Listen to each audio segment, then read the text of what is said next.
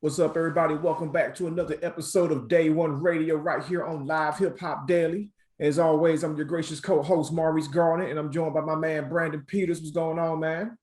What's happening, bruh? Just pushing through, man. Pushing through. Happy to be back on, man. We missed y'all last week, but it's all good. Gonna go ahead. This is one of y'all tend to like when we do no guest episodes and we just, talking about what's happening. I think the one thing that everybody in the world is talking about right now is, what's going on in Minnesota. If it's not the trial of Derek Chauvin, the officer who killed George Floyd, then it's, the murder of Daunte Wright, which we saw, or read about, because I don't even watch the videos. Right, me neither. I stopped watching them type of videos years ago. Yeah, same here. I thought we already got, as Black people, period, we already got enough PTSD as it is. I don't need extra. I don't think you can unsee stuff like that. So right, matter of fact, those shirts still on sale. What shirts? The shirts that you and Sean came out with. Yeah, I think so. I gotta look on the website. Yeah. Nah, we got. What remind us of what it said? You don't want change, you want attention. No, the PSTD drama joints. Oh no, that was Sean. That wasn't okay. That was Sean. So yeah, probably so, man. What is it? Spoongraphics.com. We'll put Spoonfedtees.com. Spoonfedtees.com. Yeah, there you go. Yeah, probably so, man. Go ahead and check them out. Well, yeah, bro. I don't watch any of the videos, man. I can't. I barely even watch the news coverage, man. I read on what's going on, and that's where I get my information from, and that's enough. That's like, do you think videos like that should be I guess what's the word, like banned or unable to, like same way that I'm assuming, like we always hear about the crackdowns later. I'm assuming that you can't just upload animal cruelty and child pornography and stuff like that on Instagram, Facebook, YouTube, or whatever. Do you think these police video killings should, be met with the same, I guess, standard, for lack of a better word? I do. Or they should all be marked. Sometimes you'll be scrolling down and you'll see like the sensitivity thing and it's blurred out. Mm-hmm. It should be like that, for sure. But it's something, man. Like I get it that some people are unaware, or they're willfully ignorant, so it needs to be in their face so they can be put in a position where they got to make a decision, or at least try to look at change. But for those of us who live this and are completely and totally aware, like I don't want to see it. Like, and it's gotten to the people don't even send me the stuff no more because they know, I'm not gonna watch it. Like I purposefully avoid that type of stuff because I'm already angry enough as it is when it comes to this type of stuff. I don't need no fuel for the fire. It's already a full-time job just trying to chill. Like, for real. So yeah, man, because like I don't want to see videos, I don't want to see stills. Yeah, I don't want to see artist rendered versions. You know what I'm saying? Like, I don't want to see nothing. Yeah, that's a fact. But yeah, I don't know, man. It bugs me out, man, that you got a person that is a veteran of 26 years on the police force talking about that they pulled their taser thinking they was pulling a gun.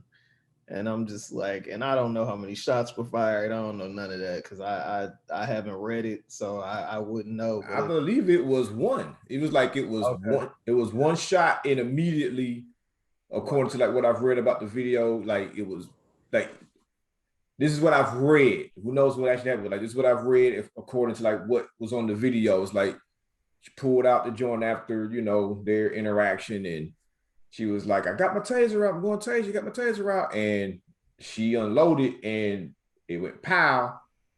And they saying on the video, she's immediately like, "Oh shit, I shot him."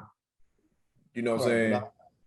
And then he pulls off, and then he winds up dying behind the wheel or passing out or whatever, and hitting that that wall. So like that's what they're saying is on the tape. Like she realized what she did as soon as she did it. But again, to your point, it's like, how are you a 20-year veteran on the force and you don't know what's in your hand? Because it's not like it's not like she pulled it and then went pow. It's like she held it and said what she was going to do and then pulled the trigger. You know what I'm saying? So it's like, it's in your hand. Are you not looking at what's in your hand? Are you not realizing, hey, this thing is lighter than my pistol? You know what I'm saying? Right. I mean, this is,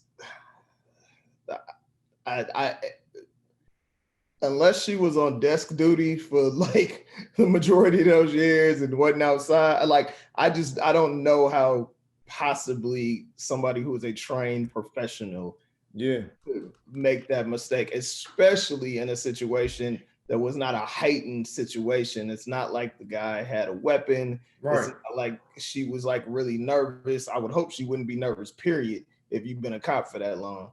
But you know, especially with two other cops there, because it's like it was a 3-cop situation over them pulling him over because of an air freshener in the back window, and then find out he has a warrant. You know what I'm saying? So it's like, no, it's not a hostage situation. It's not a robbery. It's not a on the run. It's like, y'all don't pull somebody over for a minor thing, realize that, you know, they got a warrant because of missed court dates or whatever, and now we here. Yeah. And I, granted, everything that I read or see from Sean King, I take with a grain of salt anyway, because he be on some clown shit sometimes as it is. But you know, he put out the information that the warrant was about marijuana, and the fees or whatever went into collections because, you know, during COVID courts weren't open and this and that. Right.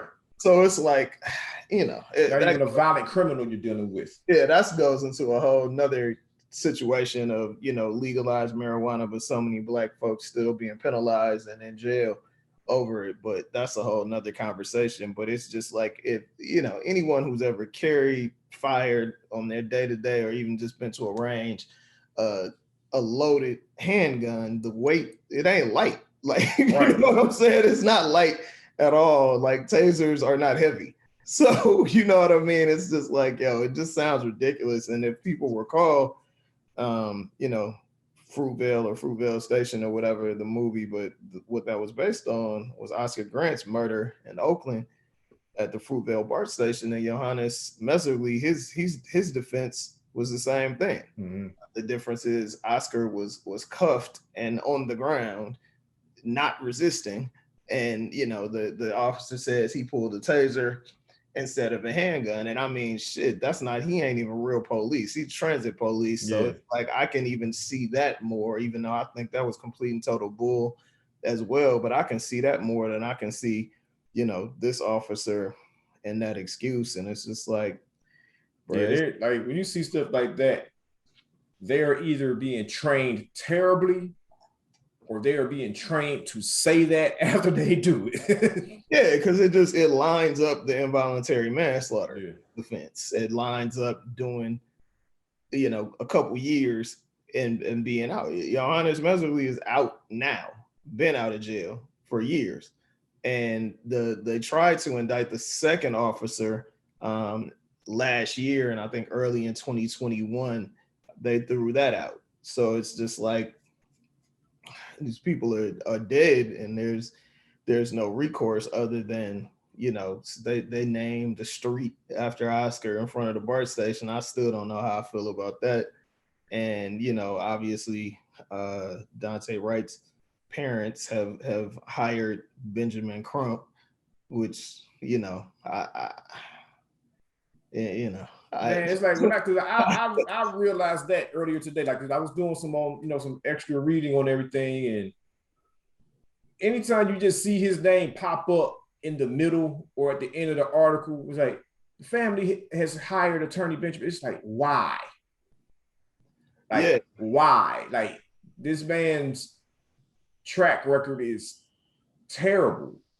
I mean, it depends on what you're talking about, because at the end of the day, like, I believe his job is to get more light on the case. His job is also to get these families paid, because we have qualified immunity where you can't prosecute. You cannot, these officers are not liable under a lot of situations. It's like they are above the law, with the exception of New York, that just changed the qualified immunity law or whatever. So we'll see if that changes police violence towards citizens in the state of New York. Who knows? We'll see. I would hope so, because there needs to be qualified immunity, federally. Like, that's just insane. But with Crump, it's like he's made a living off of this. Because I mean, I can't say for a fact, allegedly, but I don't want no slander lawsuits or whatever, but there ain't no way in the world he ain't getting a cut of this bread. Like, no, it's like it costs money to do this. And like, and if you recall what I said, so it's like, yeah, like he has a great track record as far as like getting folks money. So like it's not his job, I guess, to like really power through and try to get convictions. Like that becomes somebody else's job after he brings like to it. But it's like, but now it's like that's it costs money to do that kind of work. Because I remember, with families in the past, like Eric Garner, for instance, or even other families that have done work with Al Sharpton, you know what I'm saying? And it's like, and I learned this working at, Ronin out back in the day when he was kind of like the Ben Crump of that time. It's like, it costs money to fly him down there. It costs money to house him. You know what I'm saying? Like, granted, he had the National Action Network, but it's like these people still have to cut checks to get these people on the ground to get them there. So it's like it costs money to get the person to the place to do their work. So yeah, like you best believe that. I mean, all this ain't being done pro bono. That's too much pro bono. Because and then it's like, I'd have to question one's effectiveness if they're doing so much pro bono, because now you're spreading yourself thin. You know what I'm saying? Like, I know what it's like to do pro bono work, and you don't sign up for multiple pro bono projects at the same damn time. You know what I'm saying? That's I have time for one situation. So, I mean, if this dude is representing every family of a person that has been killed by the police, you know what I'm saying, or wannabe police in the case of, Trayvon Martin and George Zimmerman, it's like, nah, like I wouldn't be surprised, like, if he's got to be getting paid something. Like, granted, absolutely. And it's like, I ain't mad at it. I mean, that's his job. Like, that man is an attorney. Like, that's what you do. But it's like, kind of like when we had Tiffany Williams Roberts on the show last year. It's like, damn, like, we don't have anybody else. You know what I'm saying? Like, like at the time, I was thinking like, damn, man, do I need to, go on another course in my life and sign my own ass up for law school just so that we have at least one other person out here? Because like, damn, he the only guy, the only one. And it's interesting, man, because I really feel like it's an optics issue, because a lot of times when he's involved, he's gonna find the go along, the get along, I forgive all of y'all person in the family to trot out in front of cameras, because that is what works for these cities when your job is to get the most money out of these municipalities. But that also hurts when you're trying public optics with a jury, when you're trying to have an officer convicted. Like, why would I convict this person to years in prison if the family has forgiven them? Like, we're all human. Like, nobody that's most jurors don't have law backgrounds. So they're looking at it. Yeah, they're going to look at it from the legal perspective of what the prosecution and defense is saying, but you're also looking at it from a moral and human perspective. So when you have like the situation in Texas where the off-duty cop murdered the guy in his apartment because she said she thought it was his apartment, and his coon ass family coming out hugging and hanging on the white woman in the courtroom, it's like, fam, like, I'm sorry, ain't that much forgiveness in the world. You can forgive and still expect some justice and some repercussions for actions. Absolutely. Like if that happens, I could see a situation where it's like, you know what, man, forgiving this person is going to help us mourn and move on the best way that we can as a family. That does not mean that this person should not be punished for taking a life. Exactly. I mean, the judge hugged this woman. Like, fam, like, what in the world is going on here? And the thing is, like, if everything was fair and impartial, cool, but it's not. Because if he had murdered her, oh man, and her family said all the forgiving things in the world, history shows us that the justice system would not have worked the same way. No, they could have hugged him and they would have still been like, hey man, you're going to jail and y'all can go to jail to hug this man. Hell, y'all can hug him some more after he gets out, but he's going to jail. He's paying for what he did. You know what I'm saying? And it's crazy, you know, going back to the Dante Wright murder outside of Minneapolis, the officer who pulled the trigger and the chief of police have resigned, but that means nothing. Like, we don't have a national database of officers who have done, you know, dirt or who have murdered people, who have a bunch of harassment stuff on their jacket. Like, we don't have a national database showing that. So these people just going a couple towns over and getting another job. Right. Like, it's not like resigning or firing an officer is not changing anything. You really think in this crooked ass system that there are not municipalities all over the country that would love to hire this tough on crime cop? Yeah, but you know what? I think there are actually multiple databases that are like, I know, like the Washington Post. No, they're not linked, but it's like there are databases that do exist to where if a hiring officer really wanted to be like, hey man, let me make sure this person checks out. You know what I'm saying? I heard that they coming from this part of town where some shit happened. You know, they could look them up if they wanted to. That's like the problem. Like if they wanted to, because there's multiple databases. Like you said, they're not like federal and they're not linked to where it's like, you know, they got it just sitting on like a app on their phone or, you know, desktop computer at the precinct where they can just, you know, type you in the same way they would run one of our names up to look for, you know, why not? But that's what needs to be done. Criminals is criminals, period. Yeah.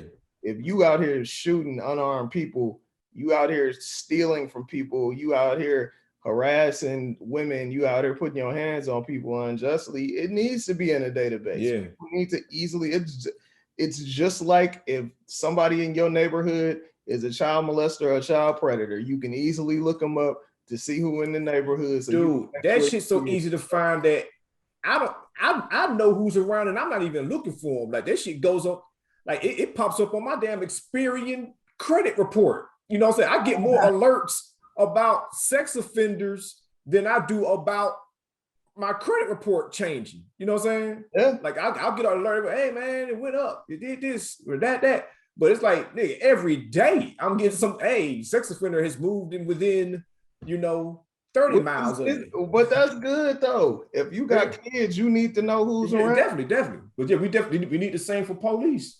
You know what I'm saying? Hey man, this killer police officer just got a job here, or hey, that's what I'm saying though. Like that's what people need to know. Can you imagine, especially dude, we vote for sheriffs. Can you imagine if immediately we knew this person is running for sheriff, this and that is on their jacket. This is what they have done. You know what I'm saying? Like we need to know that we are paying their salaries. We are also paying these millions of dollars they pay out to people they have unjustly killed. We paying for that too. You know what I mean? At the end of the day, dude, it's so crooked, bro. Like even last year, like I was talking to the homie, you know, D-Map, friend of the show. We were just discussing the companies that support or pay into or help out the police benevolence situation. Essentially, it's an organization that when these cops get caught up and go to jail or get arrested on $500,000 bond, this and that, these are the people who pay for it. You know what I mean? At the end of the day, it's like a union, but it's like, dude, you cannot find who is putting money into this. Like literally, I've done hella research and you really can't find it. Like, you know what I mean? It's insane. Like these people they work for the public. The whole thing is to serve and protect. There's no reason we shouldn't be able to find basic stuff. If I can find who is paying into the 401k of a random company, I should be able to find out stuff about who is paying into these police organizations. Like that blue wall runs deep, bro. Super deep. And for no reason. Yeah. Like it's just for no reason. Ain't nobody out here going around like I'm finna kill 5 cops today. Like it ain't. It's for no reason. We don't want to encounter them. Like, period. Like if I don't call you, I don't want to see you. Like at the end of the day, like it's insane, man. But dude, I just say, man, pay close attention to what's going on, man. And of course, the next thing is gonna be like, oh, we need to protect these cities, and we need to make sure people don't riot, and we need to make sure people don't do this and that. But I mean, shit, what do you expect to happen? People ain't get rid of the roots problem. Exactly. But not the problem that you think is being created by a couple windows getting busted. Bruh. You know, a life was taken for no good reason. It's only so long. Complaining about some windows getting busted. Yeah, it's only so long people gonna sing "We Shall Overcome." But you know what though, man? I think people have stopped singing it already. And I think we're just at the tip of the iceberg. Because I mean, when you look at this situation right now, that's like they are literally in the middle of a police killing trial. Right. 10 miles away, I believe. 10 miles. Yeah. Same municipality damn near. You know what I'm saying? Same area, same metro area. And the shit didn't happen. You know what I'm saying? Granted, different circumstances, but another police killing happened. Another officer has killed a person that was not a threat. Yeah. You know what I'm saying? A person that did not need a bullet. And they were like, one was a choking, one was a bullet, but I still like somebody that did not need to die. Yeah. You know, one person dies because of a questionable $20 bill. Another one dies because of an air freshener and some weed warrants. Yeah, you absolutely right. And it's crazy because it's just the ones that make the news. Like this had happened in Florida or Texas or Arizona or something like that. They wouldn't have been on Good Morning America talking to Robin Roberts. Like this was big news because of what you said, because of Derek Chauvin's murder trial that's happening right now. Like that's why it is made national and worldwide news. Like I want to say maybe a week or two ago, I was looking at the statistics, and at that point there would have been 121 people killed by police in the United States in 2021. And I want to say 40 or 50 of those people was Black. In 2021, bro. Right. You feel me? I ain't heard about all of them. Right. Like I may have heard of 10. You know what I mean? If that. So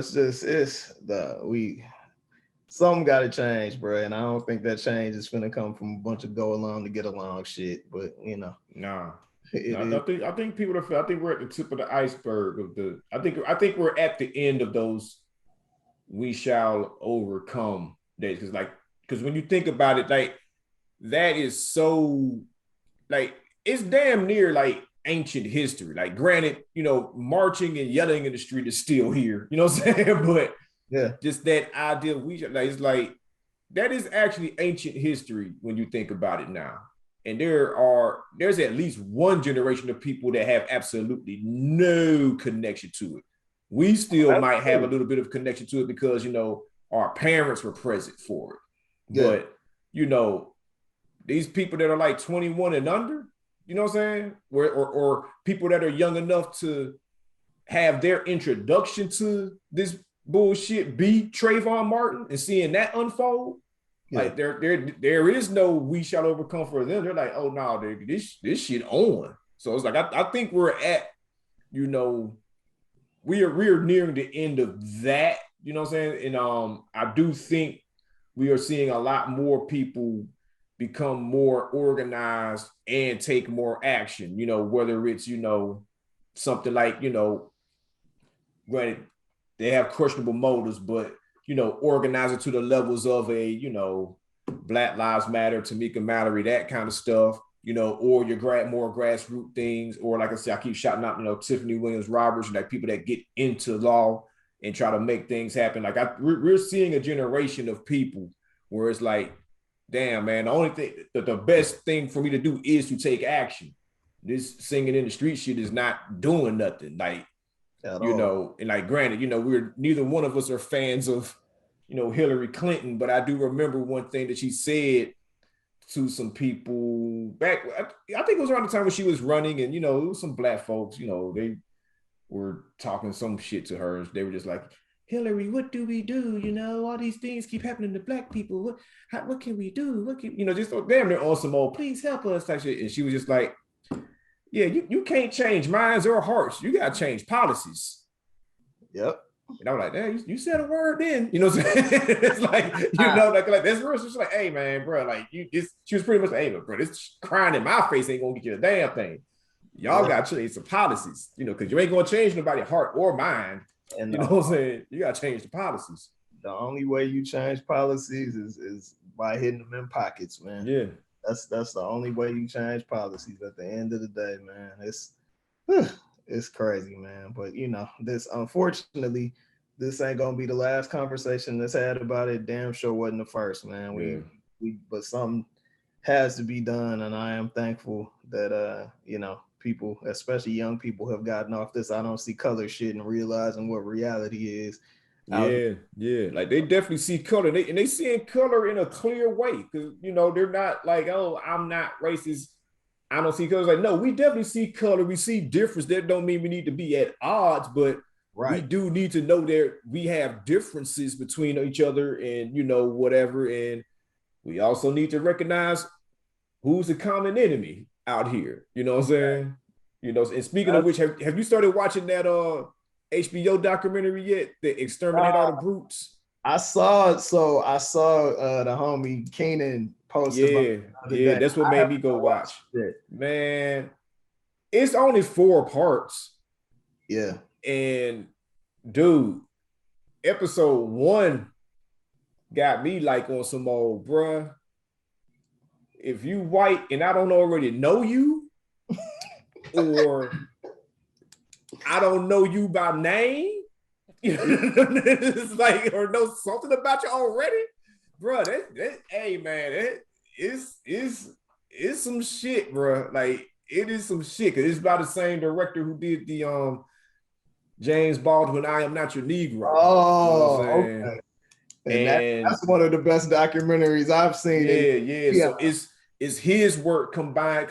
He was inspired by a book written by like a white dude. You know, so I forget the guy's name, but like he puts himself in the documentary. He puts himself in the story that's going on, because it's a documentary, but it's also a film. Because like there's acted out parts where they have actors acting out scenes. Like, on the low, I ain't gonna lie, I tried to look up to see if he said anything about it. I haven't found anything, but like, it do give you Hidden Colors vibes. It's just that you can tell that it's a bigger budget. Gotcha. You know what I'm saying? And some, you know, very expert storytelling because of who this man is. I think his name is Raoul Peck. You know what I'm saying? So it's like, but it do give you some Hidden Colors vibes. You know what I'm saying? Which I ain't mad at. You know what I'm saying? But yeah. That don't surprise me. Shout out to Tariq for sure. Definitely, man. But yo, before we get up out of here, bro, we got it. We most definitely have to discuss the passing of DMX, man. Like, bro, I ain't gonna lie, man. This threw me off, and this is funny because I've interviewed X, but I've never, I don't recall ever like meeting him in person and having a conversation that I can recall. I'm getting to the age now where people be bringing stuff up to me. I'll be like, oh yeah, I completely forgot about that. So we may have met at some time, but I do not recall meeting him. But it threw me off for a couple days, bro. I ain't gonna lie. Yeah. Like, I ain't gonna lie at all. I think I finally shed my thug tears just yesterday. Yeah. You know what I'm saying? It was like super random. I was just, you know, because I've been going down several DMX, you know, rabbit holes since his passing. I mean, really, even like right before the news of the heart attack happened, you know what I'm saying? Yeah. I was like listening to a lot of X for some reason, you know what I'm saying? But yeah, like I've been adding more X to my running playlist, all that kind of stuff. So it's like, yeah, yesterday, like it did kind of hit me to the point where like I shed some tears behind, like, damn man, I'm nigga gone, bro. Shit. You know what I'm saying? Like, yeah, man. Like I like for people, you know, around our age, it's one thing. We know we was there. But for those who weren't like outside in 98, like, bruh, man. Like, I mean, 97 too, because he came in on some old Busta Rhymes shit, killing every cameo. Absolutely. In 97, then the album dropped 98. But yeah, man. But it was that album, though. Yeah. It was out because people that like X had been around. X was in, I want to say the Source Unsigned Hyped in like 92 or 93. Yeah, like, yeah. Like he was signed to Columbia. He was signed like to Rough House, the same label that had like Crisscross and all them. You know, back in the day. Born Loser came out in 92. Like he had been around. He had been on Stretch and Bobbito. Like he had been making the rounds. Like he was trying to get on for a minute. But bruh, when that is dark and hell is hot, yeah, bruh, it changed the game. Like it would be like somebody coming out right now with an album and everybody stopped using auto-tune and mumble rapping. Yeah. That was the effect that he had on the game. Like he came out and it was such a huge hit. The album was so banging. It was so gritty and so just straight to the point and dark that it changed rap. Yeah. Like the shiny suit shit was out the window. The rapping over disco samples was out the window. Like it was, if it wasn't in that same vein as X and to an extent Nori, because Nori was on fire that summer too, then wasn't nobody trying to hear it. Like he literally came in and changed the game. I honestly think the only other time that's really happened, I can say in hip hop, like wholesale, was NWA. Like like it was a thing because I was, telling my wife just how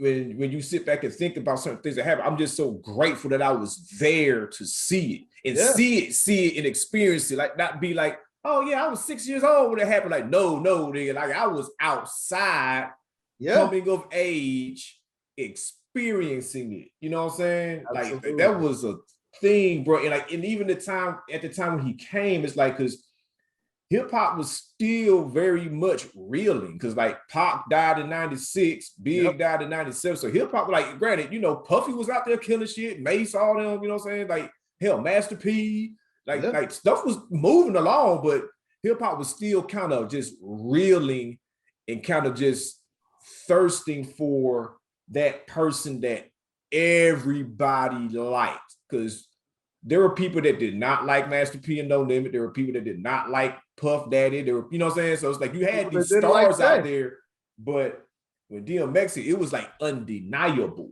You know what I'm saying? It's like also you gotta keep in mind that when X came out in 98, like came out with the album in 98, I was interning at ESPN in Connecticut. So I would be going to New York, going to Boston, all of that stuff, just hanging out or whatnot. And like Hard Knock Life, the single saved JayZ's career. Like that second album from Jay didn't do what people expected it to do. And then Streets is Watching came out and was like, oh, so the Streets was on it. Like, okay, this is it. Like he got some joints on here where I can feel these cats doing their thing. But it was still like, we're gonna see what happened. And then Hard Knock Life single came out and it super blew up. But X was like that dude. Like you said, everybody coast to coast. It was nobody who was not listening to DMX. And it was because it was so raw and genuine. I really feel like, forgive me for not remembering the lady's name, but The Athletic did a story on like DMX's legacy and how like Party Up became like the unlikely arena song for every sport. Right, because there's so much disrespect on that song. And like super disrespect. And the thing that I realized too is like that is a lot of old Black people's favorite song. Like they don't obviously they are not paying attention to the words, they're just listening to the hook. But that is so many old Black people's favorite. So I've been to multiple church services in different churches where the pastor has worked in, y'all gonna make me lose my mind up in here. You know what I'm saying? It's like yo, that's hilarious, bro. That's crazy. But I was just gonna say, like, dude, somebody with the Athletic wrote a story and they hit me for a quote and I was just like, bro, you gotta understand, like, X is like X might be the last person that from all we can see was genuinely himself, better or worse, and became a superstar because of it, not in spite of it. Like, a lot of these cats be fronting, most of your favorite rappers are liars. Like, it's somebody else's persona that's close to them, or they just made something up. Either that, or they just not on the street stuff at all. But any street rappers, like, I've never heard anyone say that X was not who he said he was. Right. Ever. And that's rare. Yeah. In this business, because somebody always got something to say, whether it's true or not. But I've lived in New York, worked for all the magazines. I've been out here, partied around everybody, kicked it with everybody. I've never heard anyone say that this dude wasn't who he said he was. And that's what made people love him. He was him all the time. Like you said, better or for worse. He was who he was all the time. It's like you share the X stories. Like, I can't count it as meeting him. Yeah. But no, I can. So this is the story. So Scarface was performing at the Basement. It was like during A3C one year. You know what I'm saying? You know, the Basement is far from a glitzy place. That shit is underground, dark, all that shit. But Scarface was performing at the Basement for A3C one year. And I remember the energy of that night. A lot of people were torn because one of those Legends of Hip Hop shows was also in town that night at Phillips. And it was like, you know, LL Cool J, DMX, a few other folks. So folks was kind of torn, like, damn, man, I want to see them, but shit, Scarface over here. So, like, folks had to make a decision that night. And so, I mean, you know, I love them over there, but you know where I was at, you know what I'm saying? Yeah. So at the Scarface show, Scarface do his thing. Show has ended. Scarface is on stage, or if you want to call it a stage, at you know what I'm saying, the base, because you know, like, you can touch everybody can touch you, you know what I'm saying? So like, he's pretty much on stage, staying around for some pictures, autographs, handshakes, all that stuff. And there's this big ass commotion at the door, and you're like, damn, man, the niggas started fighting or something. So there's this big ass commotion, and DMX emerges from the commotion. It just walks in. And everybody's like, oh shit, nigga, DMX here. You know what I'm saying? And DMX, like, it is just DMX. It's just him. Like, his guys came in later behind him, but it wasn't like security and all that. It was like, no, nigga, DMX just walked in here. And he walks in and just starts mingling in the crowd. And folks like, hey, what's up, DMX? What's going on? And he's just like, man, came here to see Face. The show over? You know, this nigga my favorite rapper. Is the show over? And everybody's like, yeah, man, show over. He's like, oh, damn, money. Let me Scarface down. So it's like, he's just in the crowd talking to us. We're just kind of catching him up like, oh, yeah, man, he did this song. It's just a crowd of us talking to this man like, yeah, man, you missed it, bro. He did his thing. He's like, oh, damn, man. I was trying to get over here. I had my shit at Phillips Arena and shit. And I came down here. And at this point, he's like, yeah, man, I'm going to get me a picture with Scarface, man. And, you know, he's just really just in the crowd talking with us, like, on some old, he waiting with us. Like, he ain't barging the stage like, nigga, I'm DMX. I get to skip everybody. Like, he's just really like, yeah, man, I'm waiting to get my picture with Scarface too, man. And after a while, folks were like, nah, nigga, you DMX. Go ahead and get up there, bro. Like, what the fuck? You know what I'm saying? You tripping. Like, go ahead and get up there. And he gets up there, his face light of Scarface's face lights up. Oh, they. And like, you know what I'm saying? So they up on there chopping it up. And I remember Julia Beverly and Zach Wolf were there. And, you know, they were catching all the pictures, and like, them dudes, they went to the back of the basement, you know, it was about to close. The place was closing. And even the owner of the basement was like, oh shit, nigga, DMX here. Yeah. And DMX like, yo, man, y'all still open? He's like, yeah, hell yeah, we still open. What you want? You know what I'm saying? So like, they get some drinks, they start poking on a cigarette. He, you know, shooting the pool. They you know, they back there shooting pool. Everybody just back there chilling with them. And like Zach Wolf posted photos from that night on his Instagram, like the day after he passed. I purposely went to his Instagram. I wonder if Zach gonna post those photos. And he posted them. Like, I remember Julia telling me back then, like, man, my photos sucked. It was wet. It wasn't, that place is dark as hell. You know what I'm saying? So I never really saw what her photos, but like Zach wound up getting some great photos of that night. It was just like a very cool ass, just hip hop moment. Just seeing a dude that, you know, was probably like the biggest rapper in the world at one time and still is a big deal at that time. Because this was like fairly recent, you know what I'm saying? It was within the last 5 years, I want to say, maybe 6, you know what I'm saying? But yeah, man, that was my DMX story. That's like the closest I got. So I counted as meeting him, but not really, because like we all met him. If you was there, oh, nigga, tell me what happened. You know what I'm saying? Yeah, nah, I don't, dude. That's super dope. I don't recall ever meeting him. I know that I did articles on him. I really need to find him. I really want to. I have a box of micro cassette tapes. I need to find a micro cassette to USB converter. Oh yeah, man. I'm all the way out there. I done lost all my little micro tapes. Yeah, I got a few left. I definitely got a few left. But yeah, that's awesome, man. He will be missed, and I fully expect when the whatever I guess Billboard. I don't even think sounds can't exist anymore, but whatever the ratings is feeding the Billboard come out, that he'll have quite a few albums and songs in the Hot 100 and top 200. Yeah, and whenever the next time, I don't keep up with award shows like that anymore, but like whenever the next time the Billboard or any award show, but especially Billboard, like, man, they might have to name something after this man, because this dude, like, I was trying to think, like, has anybody else, like, all like they first 5 albums all debut at number one? Taylor Swift and one other artist, but it wasn't hip hop. You know what I'm saying? It did, like, this man dropped 2 big ass albums in 1 year, and then came out with another one the following year. You know what I'm saying? It's like, you know, that man was on fire for like 5-6 years.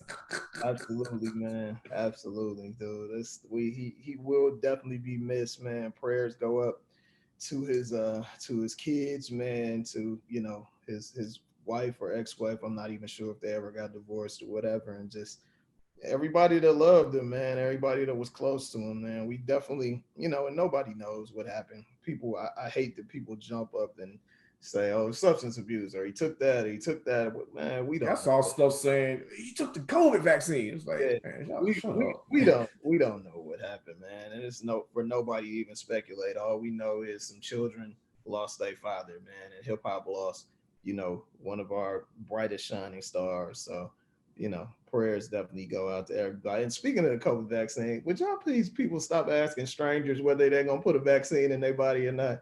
It is weird as hell to be discussing people's medical records. Dude, like, I'm so not a fan of that conversation. Like, I get it. It's the talking point of the day. I get it. But I so not look forward to that kind of, like, the first couple of times I had that conversation, it was with people that I know. Right. You know what I'm saying?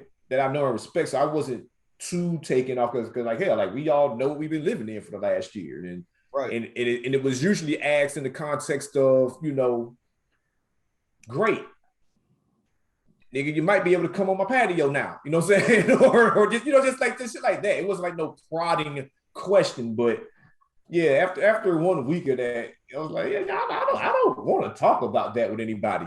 You know what I'm saying? Like, because next time somebody that I am not very close with ask me about that, I'm gonna ask them the last time they had an HIV test. Yeah. Like, at the end of the day, and what were the results? That's right. What I'm gonna, because it's equally my business as it is your business. Right. It's insane, man, insane. But yo, we gotta get up out of here in a second, man. Just wanted to clue the people in on some things, man. Reese and I've, you know, had some discussions, and we collectively decided that we're gonna put the podcast on pause for a sec. We will hit y'all with 2 or 3 more episodes. We are working on some interviews that y'all have been asking for on our 7+ year history that we are definitely trying to get done, and we know y'all will love them, man. But we didn't want to just like, we out. Right. Y'all, you know what I mean? Y'all, a lot of y'all, you know, support us, rock with us for a very long time. There's so many people that have come up to me, and I'm sure you, Reese, in the street too, like, yo, I listen to y'all podcast, whatever, no matter where I've been, like even in other states and stuff. Like, it's been times where, yeah, and I think I shared this with you, like, I ordered a shirt from a company, and I hit them back like on some old customer service type shit, like, hey man, I think I might need to exchange or something like that. And they're like, great, we got you, sir. And would you happen to be Maurice Garden from Day1Radio Podcast? Yeah, we listen to your show here. It's like, damn. That's all. Nah, you never told me that one. That's dope. That's super dope, man. But yeah, we just want to, let y'all know what's up, man. Just keep y'all in the loop. And like you said, we are. It's not even a real word, but I got it from the Dan Patrick Show. We are efforting on, a few interviews, man, to go on this pause with a bang or whatnot. So stay tuned. Make sure y'all continue to follow us. Make sure y'all hit us up. Y'all want to DM us, email us, whatever. It's all good, man. So we'll see y'all next week, man. Have a good one. Be safe out there. Peace.